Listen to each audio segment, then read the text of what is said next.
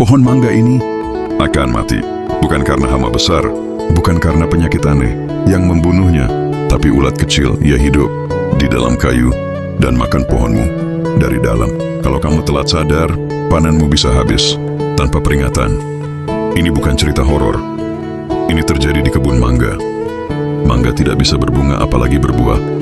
Petani menunggu panen mangga yang banyak. Pupus sudah. Pada video ini Bintek Tani akan mengupas tuntas apa itu penggerak ranting dan cara pengendaliannya. Jangan skip video ini. Bila Anda ingin tahu cara menyelamatkan pohon mangga dari kematian merana, subscribe dan like agar Bintek Tani bersemangat membagi teknologi pertanian. Yuk ikuti terus.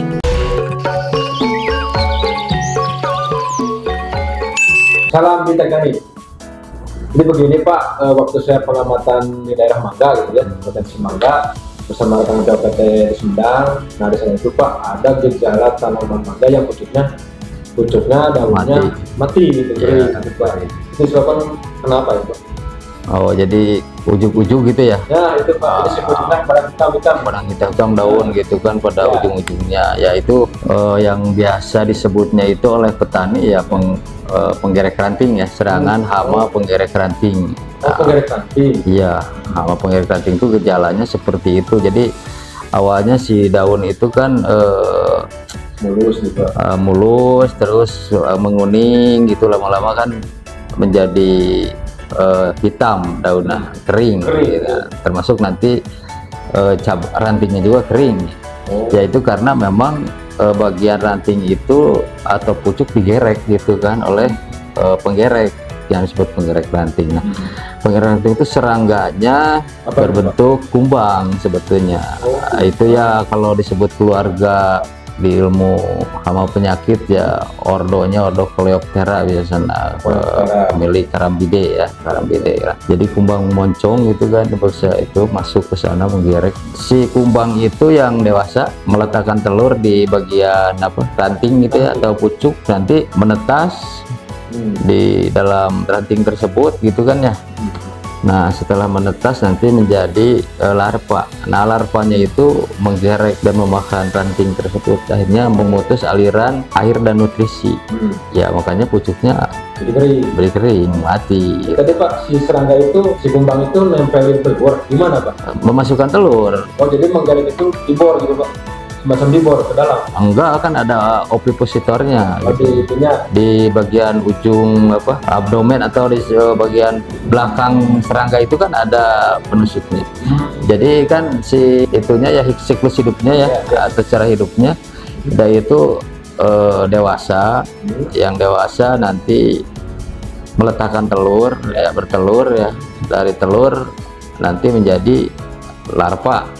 Nah, dewasa, telur, larva, pupa, imago. dewasa, telur, larva, pupa, imago. Iya. Itu 5 Pak?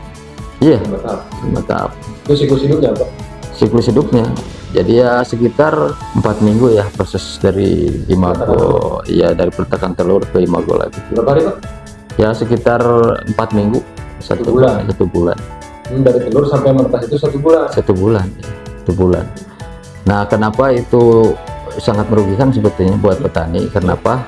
Ya karena yang harusnya si pucuk-pucuk mangga itu tumbuh dengan baik ya, subur, sehat, bisa berbunga, bisa berbuah, malah ini mati gitu kan. Dan petani kebanyakan dianggapnya ya biasa-biasa aja mati gitu, tapi akhirnya produksinya kan dari beberapa ranting atau beberapa pucuk ya mati. Satu pohon ya bisa saja sampai ke 25 sampai 50% bisa. 25% sampai 50% bisa.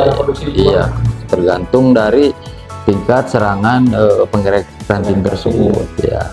Sebenarnya penggerek ranting itu ada 2 penyebab ya, bisa disebabkan oleh ya, sejenis kumbang, ada juga yang disebabkan oleh sejenis kupu-kupu sebetulnya itu dewasanya.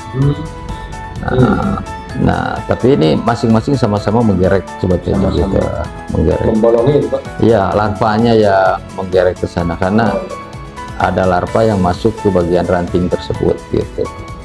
Itu Pak yang tadi kumbang dari satu indukan telurnya berapa ekor? Berapa butir? Sebetulnya ya Kalau penggerek penggerek ranting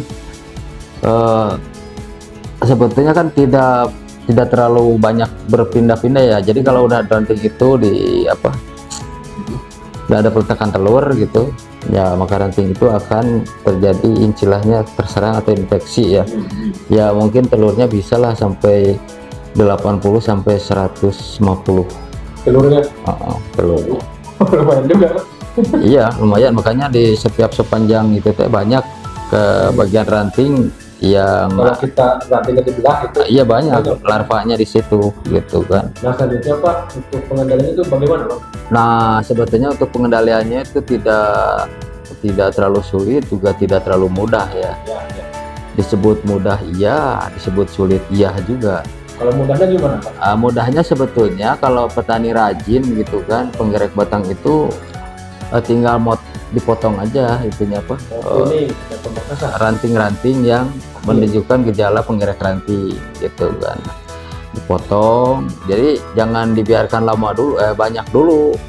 Jadi kalau dalam satu pohon itu kelihatan ada gejala penggerek ranting kan, daunnya tadi menguning, Ya. layu gitu kan, di sebagian hanya bagian ranting saja atau bagian pucuk aja, itu udah otomatis Petani harus sudah curiga ya Pak? itu udah tahu bahwa itu keserang penggerek ranting. Maka Harus segera. potong bagian ranting itu, lalu yang udah dipotong itu bagusnya dibakar atau dibenamkan ke tanah. Nah itu dalam rangka memotong siklus dan menekan populasi agar nantinya tidak ada serangan lagi gitu. Tapi yang sayangnya petani itu karena memang pohon mangga tinggi-tinggi ya, Susah juga Pak. ya kadang-kadang dibiarkan, bukan susah gitu. Makanya Bukan petani yang malas bukan. ya males karena susah ya, karena susah gitu, susah naiknya mungkin gitu, karena setiap itu ada terus mengamatinya juga agak ini terserang apa gitu kan, akhirnya tidak naik, tidak dipotong Ya. dibiarkan bermusim-musim ya. Itulah yang sebetulnya nggak begitu cepat seperti lalat buah ya. Oh siklus hidupnya itu. Ya kecepatan berkembang biaknya, karena kalau lalat buah peletakan telur lagi, telur lagi. Tapi kalau itu kan ada peletakan telur di sini gitu, di satu ranting Menetap di ranting ya, itu. menanti pelantang itu gitu kan, nanti makanya nggak terlalu banyak sih sebetulnya.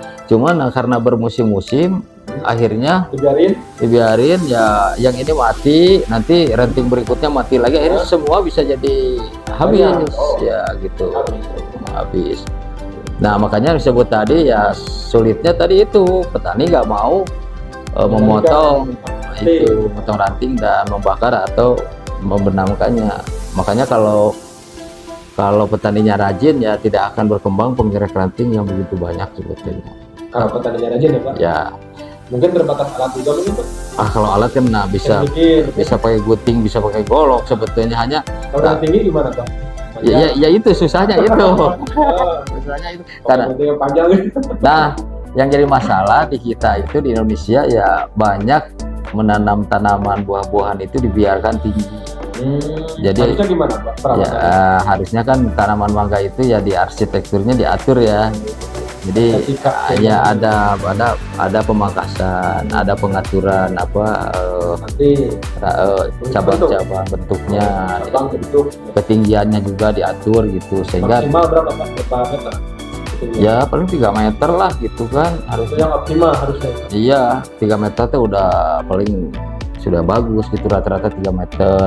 Nanti kalau ada untuk pemeliharaan, untuk pengendalian hama gitu kan Ya.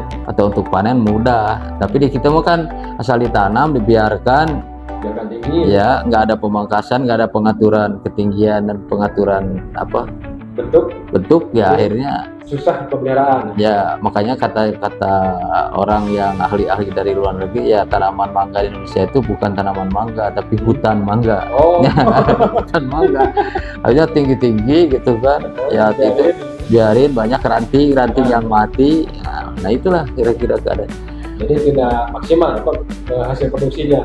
Ya tidak maksimal dan memang banyak kesulitannya, termasuk untuk pengendalian dari lalat buah juga, untuk pembungkusan susah, untuk pengendalian penggerek ranting susah, ya untuk pengendalian hama dan penyakit yang lain juga susah. Nah itu kebiasaan yang masih berjalan di ya petani-petani kita gitu, petani Indonesia. Berarti Pak tadi pemangkasan bentuk, pengaturan ranting itu tujuannya untuk mempermudah pemeliharaan gitu Pak. Tidak pemeliharaan. Nanti kalau memang terpaksa ya bisa aja disemprot dengan pestisida ya, tapi yang pestisidanya yang sistemik ya. Ya baik sistemik yang disemprotkan melalui daun gitu kan, yang sistemnya sistemik laminer gitu Laminer. ya, yang disemprotkan ke daun. Kalau laminer kan dari daun atas turun ke bawah ya, itu sistemiknya itu. Bahan aktifnya itu semprotkan turun nanti ke bawah, jadi semuanya ada kandungan insektisida tersebut. Nah tapi ada juga yang insektisida yang ditabur ke tanah gitu kan, itu ditabur ke tanah sistemik, tapi nanti dari tanah naik ke atas gitu kan. Nah, Kalau disemprot sama itu Pak, insektisida kontak gimana? ya tidak akan efektif Karena si rantingnya ngumpet gitu Pak. ya di dalam itu kan, di dalam ranting ya larvanya. Jadi selama itu dia hidupnya itu tidak di luar, di dalam ranting tersebut ya. Nah kalau disemprot di luar ya tidak akan ada hasilnya. Kalau kontak nggak efektif ya Pak. Iya. Jadi para petani kalau untuk mengendalikan pengerek ranting harus pakai insektisida yang sistemik, yang laminer gitu Pak. Iya. Laminer. Oke. Jadi intinya untuk pengendalian itu ya tetap sanitasi ya.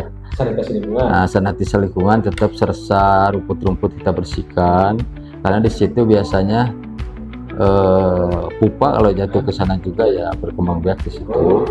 Itu hubungannya antara sampah-sampah di bawah itu Pak. Iya. Nah terus itu juga yang itu rajin ya membersihkan pucuk-pucuk yang menunjukkan gejala serangan ranting sejak dini, sehingga tidak bisa berkembang biak. Berarti kuncinya di pengamatan juga Pak. Jadi pengamatan.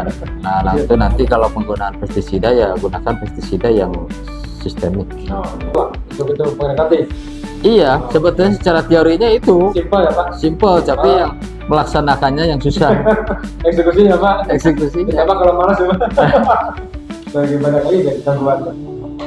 Oke pemirsa, mungkin segitu dulu yang bisa kami sampaikan.